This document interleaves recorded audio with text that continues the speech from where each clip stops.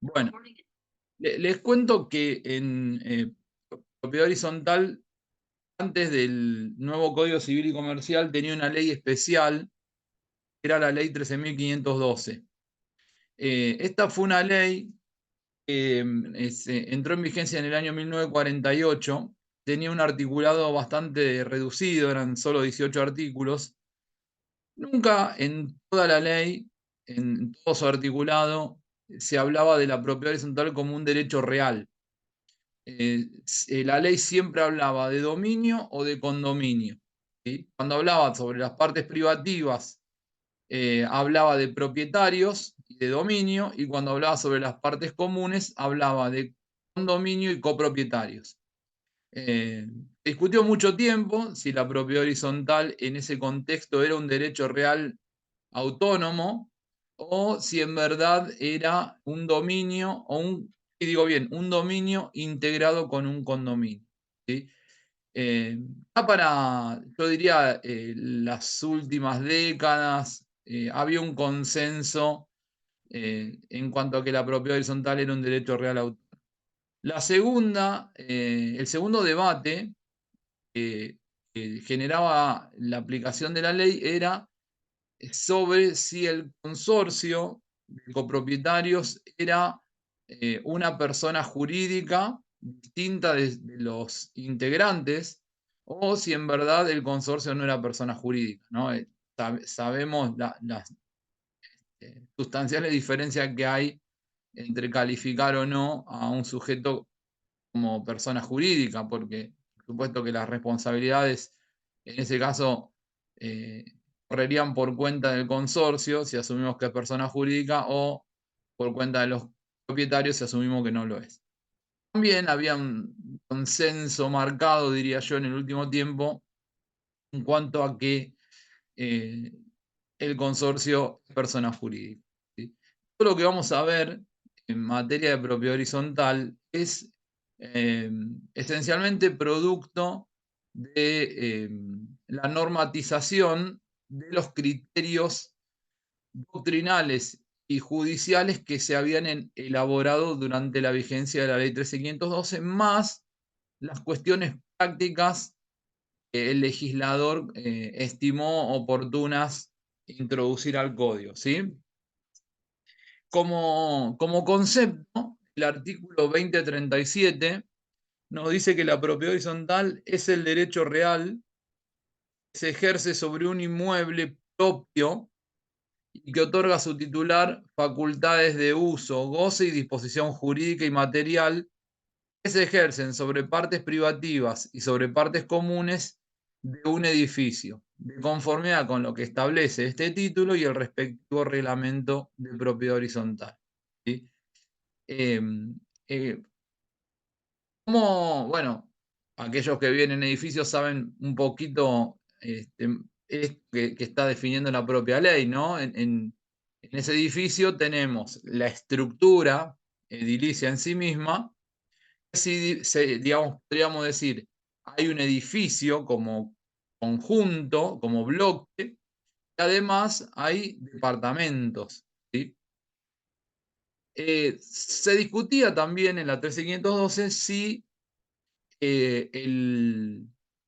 cuando hablamos de propiedad horizontal estamos hablando del edificio, es decir, pensábamos en la propiedad horizontal como un conglomerado, o si en verdad se estaba hablando de que la propiedad horizontal se refería al derecho que cada propietario tenía sobre su unidad funcional. ¿Sí? El legislador en el nuevo código toma postura por este último criterio y entiende que cuando hablamos de derecho real de propiedad horizontal, estamos hablando del derecho real que cada sujeto tiene sobre su inmueble propio, es decir, sobre su unidad funcional, sobre su departamento. ¿Sí? Es decir, ponemos el foco más que en el conjunto, en el sujeto. ¿Sí? Y a partir de ahí establece que el titular de ese derecho real recae sobre el inmueble, sobre el departamento, tiene facultades de uso, goce y disposición jurídica y material. Es decir, puede usar del inmueble, puede percibir sus frutos, como sería, por ejemplo, alquilándolo, y puede disponer jurídicamente. Lo puede enajenar, lo puede hipotecar, ¿sí? Puede constituir otros gravámenes, etc. Además, tiene disposición material. Sabemos que cuando hablamos de disposición material, estamos hablando de aquellos aspectos fácticos, ¿no? Que yo puedo realizar sobre la cosa, como es introducir reformas, ¿no? Demoler paredes, etc. La ley establece estas facultades, se van a ejercer de conformidad con la ley y con el reglamento de propiedad horizontal, ¿sí? Porque lo que va a regir la vida de ese edificio, de ese consorcio, va a ser las disposiciones del código, que son de orden público, más el reglamento de propiedad horizontal que se otorga para dar nacimiento a este derecho real, ¿sí? Ahora, como ustedes, digamos, mínimamente podrán advertir, no hay posibilidad de separar las unidades funcionales de las partes comunes, ¿sí? Entre ellas hay una interdependencia inevitable, ¿sí? Digamos, aquel que esté en un departamento en este momento, ¿sí? Fíjese que el departamento se conforma y se separa de otros departamentos y de otras partes comunes por las paredes que lo encierran, ¿no? Entonces, esa unidad, ¿sí? Tiene autonomía, por eso hablamos de unidad funcional, necesariamente se integra con partes comunes, porque esas paredes también son los muros que permiten el mismo derecho del propietario de la unidad funcional vecina, ¿sí? Entonces, hay una interdependencia necesaria y lo mismo con otras partes comunes, porque para poder acceder al departamento yo tengo que transitar por un pasillo, aunque en algunos casos tengo que subir un ascensor o subir por una escalera, ¿sí? Es decir, hay una interdependencia, ¿sí?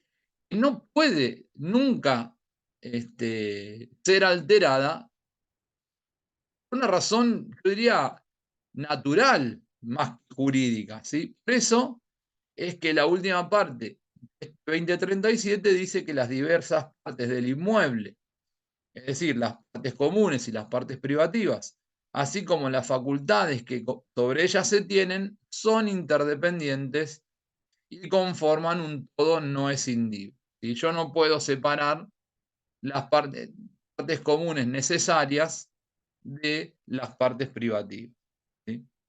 ¿Cuáles son las características de este derecho real? Bueno, lo primero que surge del 2037, que es un derecho real autónomo, ¿sí?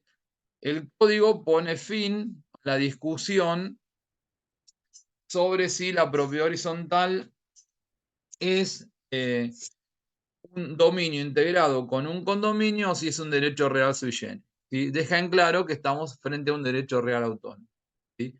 Eso es principal, no es un derecho real accesorio, es decir, no está constituido para asegurar el cumplimiento de una prestación, recae sobre una cosa registrable porque es un inmueble y ya sabemos que el 1893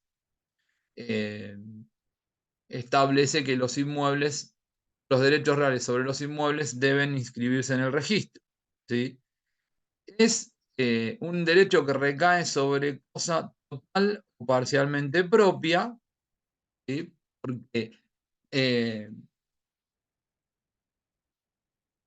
tengo la titularidad de la unidad funcional en su conjunto, pero también puede suceder que en la propiedad horizontal existe un condominio, ¿sí? Como en otros supuestos donde existe pluralidad de sujetos, ¿sí?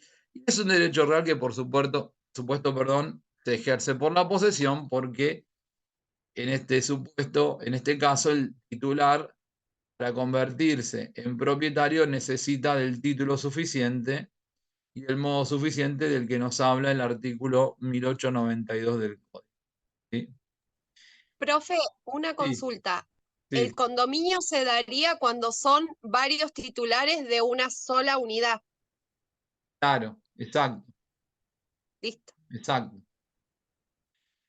Eh, los artículos 2039 y 2043 establecen que la unidad funcional, además, le otorga, o sea, el derecho de real de propiedad horizontal sobre la unidad funcional, además le otorga al propietario un derecho sobre una parte indivisa del terreno y de las cosas y partes comunes, ¿sí?, de ese inmueble.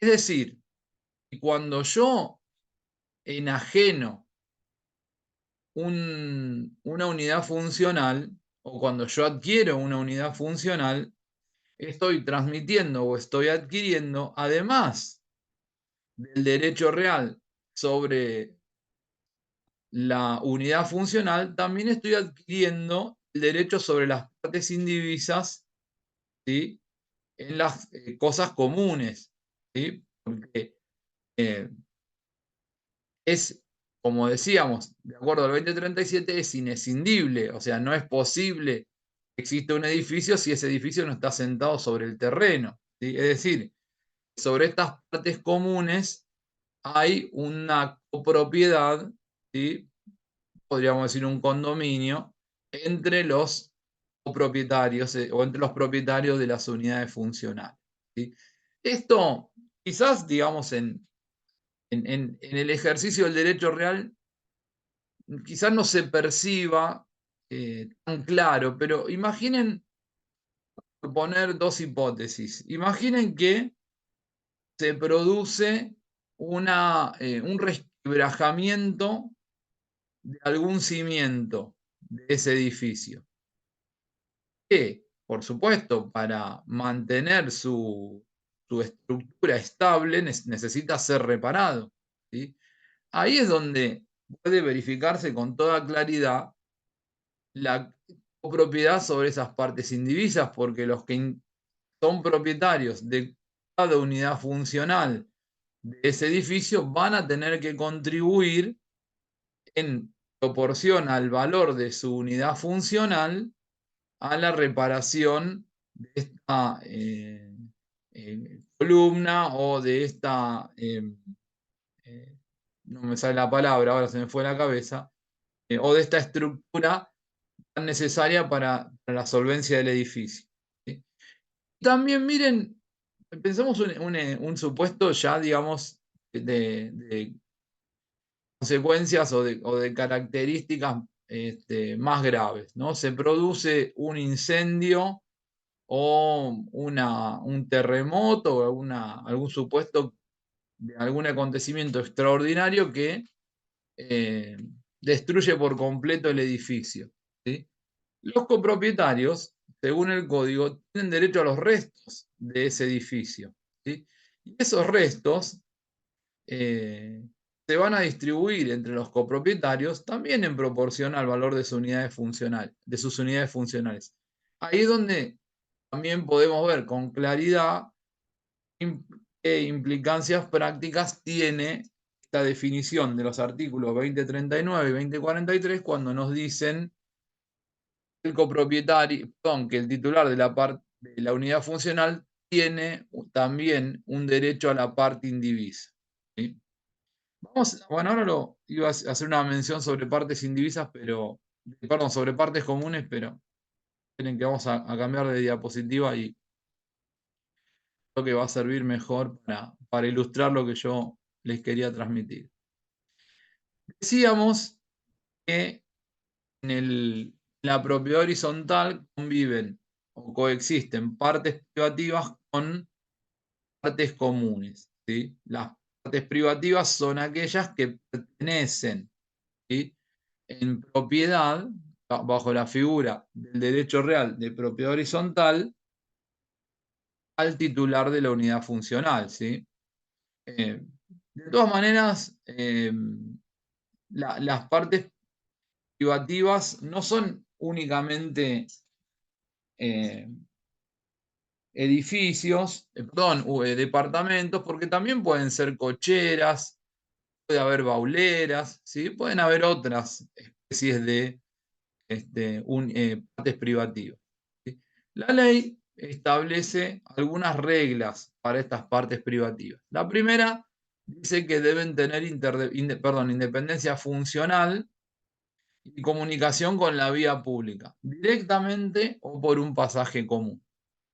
¿Por qué se aclara esto?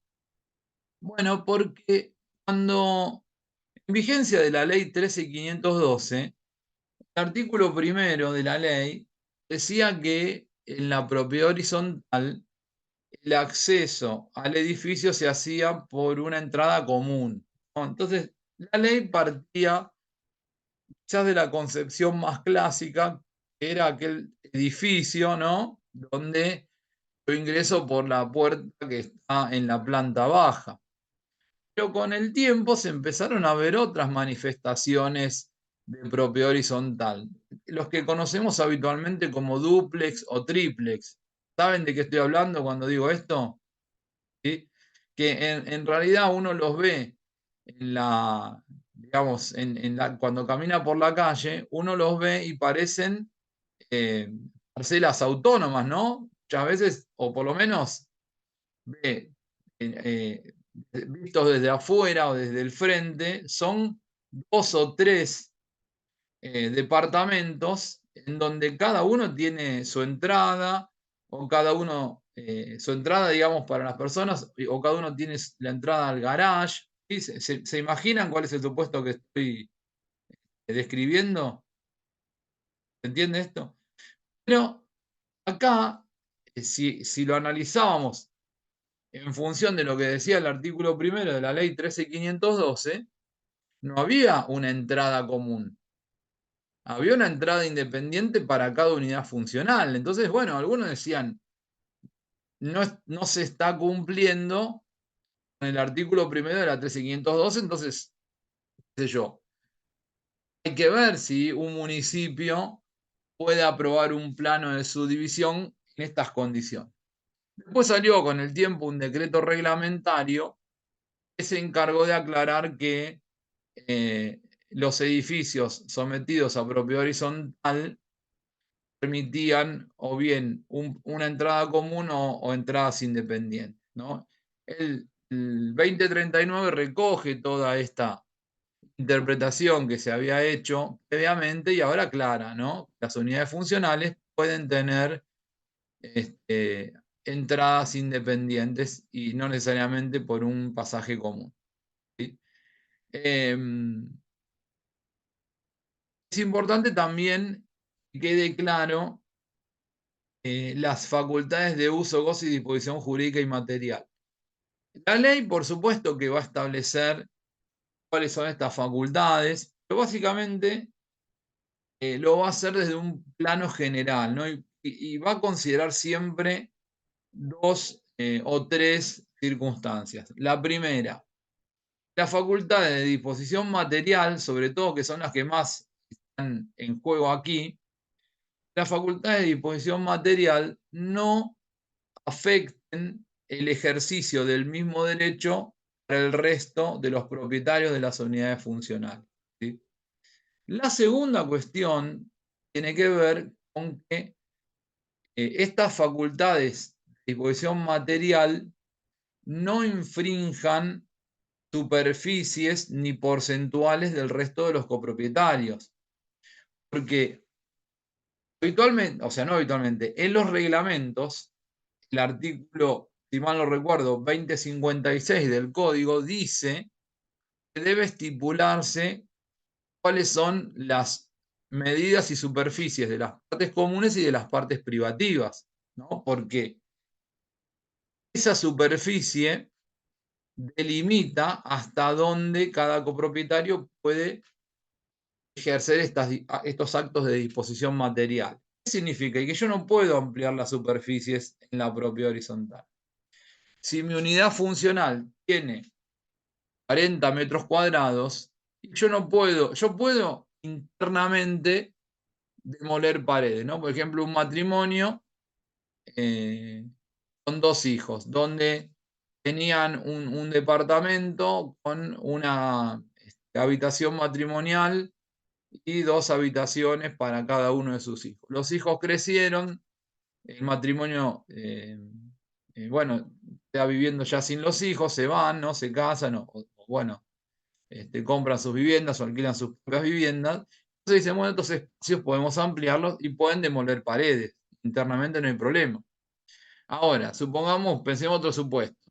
Tienen 2 hijos y viene un tercer hijo. Dicen, bueno, entonces vamos a hacer una habitación más. No pueden ampliar superficies, no pueden pasar de 40 metros o de 50 metros a 55 o a 60. Porque extender la superficie implica simultáneamente restringir superficies del resto o partes privativas del resto de los copropietarios o partes comunes, ¿no? Es decir, de una o de otra manera estoy afectando los derechos de propiedad de los demás. Por lo tanto, esta es una limitación que claramente acá lo vamos a ver según lo que disponga el reglamento. Y por eso el código aclara que estas facultades se rigen por el reglamento. Podría pasar, yo lo he visto, que algún reglamento diga la unidad funcional número 1 se reserva el derecho de realizar una construcción de hasta 100 metros cuadrados, ¿no? Entonces, si alguien compra con posterioridad una unidad funcional y detecta que hay un sujeto, o en el mismo acto, ¿no? Celebran ese reglamento y después alguien empieza a construir. Bueno, ahí no hay digamos, un incumplimiento del sujeto que empieza a realizar una construcción. ¿Por qué? Porque ya había hecho una reserva para ampliar superficies en el reglamento. ¿Sí? Y si esto fue aceptado por el resto de los constituyentes, ya no hay derecho con posterioridad al pataleo. ¿Sí? Yo recuerdo un caso en el que me tocó intervenir, donde era un consorcio chico de 3 unidades funcionales, donde había 2 locales comerciales al frente, 2 locales comerciales cada uno de 20 metros cuadrados. ¿Sí? Los locales comerciales eran unidad funcional número 1, unidad funcional número 2. En el fondo, estaba la unidad funcional número 3, que era un lote muy extenso. Tenía 10 metros de frente por 45 metros de fondo.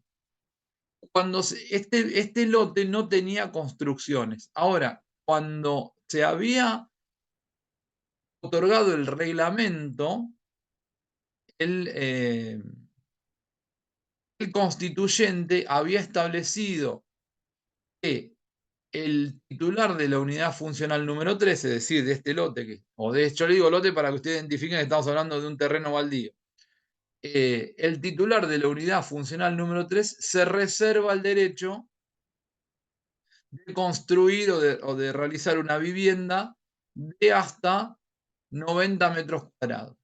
¿Sí? Entonces, cuando en un momento, o sea, ese reglamento era del año 1980, si mal no recuerdo. Durante muchos años nunca se construyó, ¿sí? Es decir, había 2 propietarios de los 2 locales comerciales que tenían, no me acuerdo si eran venta de indumentaria deportiva, algo por el estilo. Y en un momento, en el 2006, una persona compra la unidad funcional número 3 para construir la vivienda para su familia.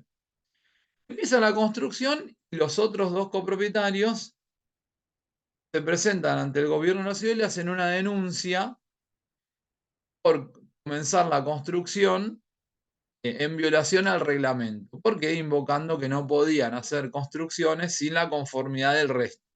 ¿Sí? Nosotros en su momento nos presentamos y acompañamos el reglamento en donde estaba esta cláusula que establecía la reserva. Bueno, y finalmente, en lo que llamo recurso jerárquico en sede administrativa, el director de obras particulares revoca la decisión del inspector de clausurar la obra y dispone que se puede continuar adelante en tanto en el reglamento está formulada la reserva. Por supuesto que autoriza los planos de obra con la limitación que se había fijado en el reglamento de propiedad horizontal. ¿Sí? Bien. En que quiero cambiar de diapositiva.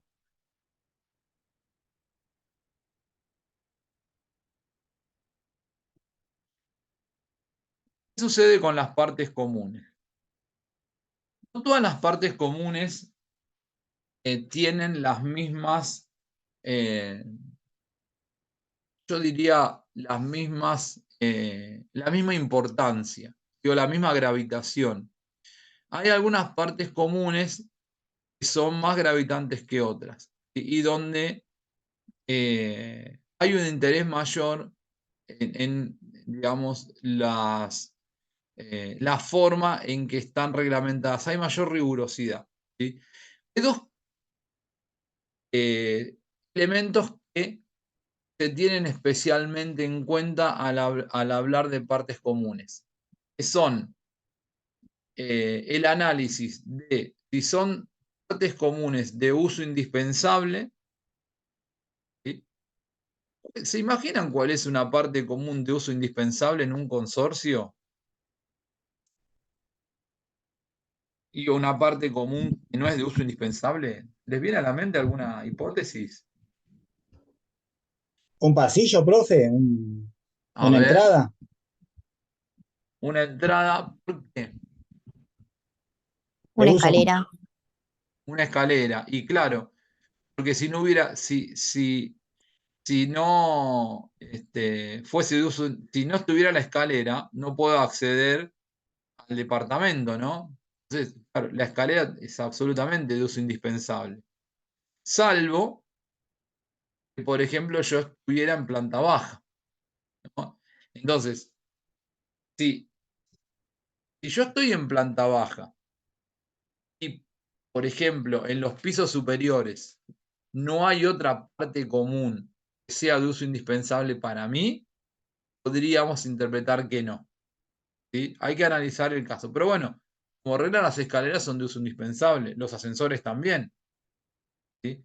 Imaginen una persona mayor o que se mueve en silla de ruedas y que vive en un 10º piso, por ejemplo. Las cañerías de agua y de electricidad, ya ni digo gas porque la mayoría de los edificios, hay edificios viejos que todavía tienen calderas, pero bueno, los modernos en general ya ni siquiera se construyen con servicio de gas, pero las cañerías por las cuales que se utilizan para los servicios públicos también son de uso indispensable, ¿no? Porque nadie se puede apoderar de una cañería de agua o de electricidad porque pone en jaque estos servicios esenciales para cualquier copropietario. ¿Sí? Ahora, pues, por ejemplo, una piscina es de uso indispensable y pareciera que no, ¿no? La piscina es más de uso recreativo, el famoso salón de usos múltiples, lo mismo. ¿Sí? ¿Qué quiero significar con esto? Perdón, me estoy olvidando del otro supuesto. Aquellas cosas que hacen a la seguridad del edificio. ¿Sí? ¿Cuáles son las cosas que hacen a la seguridad del edificio? Y, por ejemplo, los cimientos, las columnas, ¿sí? Toda construcción necesaria para la estructura. ¿Sí? Bueno, podrían venir los balcones, aunque ustedes no crean, también hacen en la seguridad del edificio. ¿Sí? Por eso que los balcones son partes comunes. Uso exclusivo, pero son partes comunes. ¿Cuál es la importancia de distinguir entre partes necesariamente comunes y partes no indispensables. Las partes que son necesariamente comunes no pueden convertirse en partes privativas, ¿sí? Las partes que no son indispensables pueden convertirse en parte privativa, ¿sí? ¿Qué significa esto? Que es posible transferir una parte común a uno o más copropietarios, ¿sí? Por supuesto que para que esto sea posible se necesita modificar el reglamento de propiedad horizontal y modificar los planos, ¿no? Pero podemos asumir que esto es posible. Ahora, ¿qué sucede si en el reglamento no se estableció si una parte es privativa o es común? Bueno, el código, digamos, con bastante sabiduría, dice, bueno, se presume que son partes comunes, ¿no? Si alguien quisiera alegar que en realidad es de propiedad exclusiva, debería probarlo, ¿no? Es decir, es una presunción juris tantum, admite prueba en contrario. El código establece, ustedes fíjense que ahí en el 2041 se enumeran todos los supuestos de partes necesariamente comunes. Es decir, estas partes necesariamente comunes no